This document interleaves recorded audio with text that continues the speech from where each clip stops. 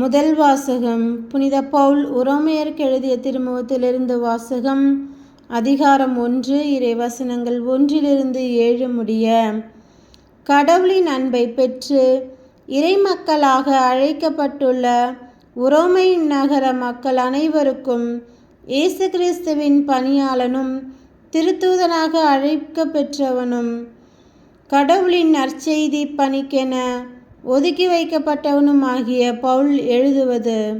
நம் தந்தையாம் கடவுளிடமிருந்தும் ஆண்டவராம் இயேசு கிறிஸ்துவிடமிருந்தும் உங்களுக்கு அருளும் அமைதியும் உரித்தாகுக. நற்செய்தியை தருவதாக கடவுள் தம் இறைவாக்கினர் வழியாக ஏற்கனவே திருமறை நூலில் வாக்களித்திருந்தார். இந்த நற்செய்தி அவருடைய மகனை பற்றியது ஆகும்.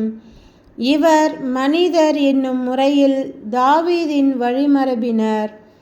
தூய ஆவியால் ஆட்கொள்ளப்பட்ட நிலையில் வல்லமையுள்ள இறைமகன். இவர் இறந்தோரிடமிருந்து உயிர்த்தெழுந்ததால் இந்த உண்மை நிலைநாட்டப்பட்டது. இவரே நம் ஆண்டவர் இயேசு கிறிஸ்து. பிறவினத்தார் அனைவரும் இவர் மீது நம்பிக்கை கொண்டு இவருக்கு கீழ்ப்படியுமாறு இவர் பெயர் விளங்க இவர் வழியாகவே நாங்கள் திருத்தூது பணி செய்ததற்குரிய அருளை பெற்றுக்கொண்டோம். பிறவினத்தாராகிய நீங்களும் இயேசு கிறிஸ்துவுக்கு உரியவர்களாய் இருக்க அழைப்பு பெற்றிருக்கிறீர்கள். ஆண்டவரின் அருள்வாக்கு. இறைவா உமக்கு நன்றி. நற்செய்தி வாசகம். புனித லூக்கா எழுதிய நற்செய்தியிலிருந்து வாசகம். அதிகாரம் 11, இறைவசனங்கள் 29-32 முடிய. மக்கள் வந்து கூட கூட இயேசு கூறியது, இத்தீய தலைமுறையினர் அடையாளம் கேட்கின்றனர்.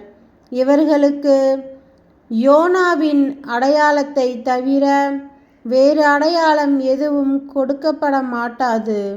யோனா நினிவே மக்களுக்கு அடையாளமாய் இருந்ததை போன்று மானிட மகனும் இத்தலைமுறையினருக்கு அடையாளமாயிருப்பார். தீர்ப்பு நாளில் தென்னாட்டு அரசி இத்தலைமுறையினரோடு எழுந்து இவர்களை கண்டனம் செய்வார். ஏனெனில் அவர் சாலமோனின் ஞானத்தை கேட்க உலகின் கடைக்கோடியிலிருந்து வந்தவர். ஆனால் இங்கிருப்பவர் சாலமோனிலும் பெரியவர் அல்லரா?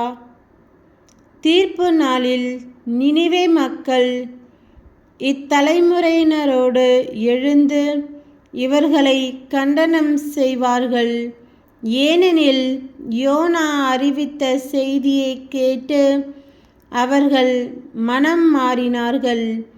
ஆனால் இங்கிருப்பவர் யோனாவை விட பெரியவர் அல்லரா? கிறிஸ்துவின் நற்செய்தி. கிறிஸ்துவே உமக்கு புகழ்.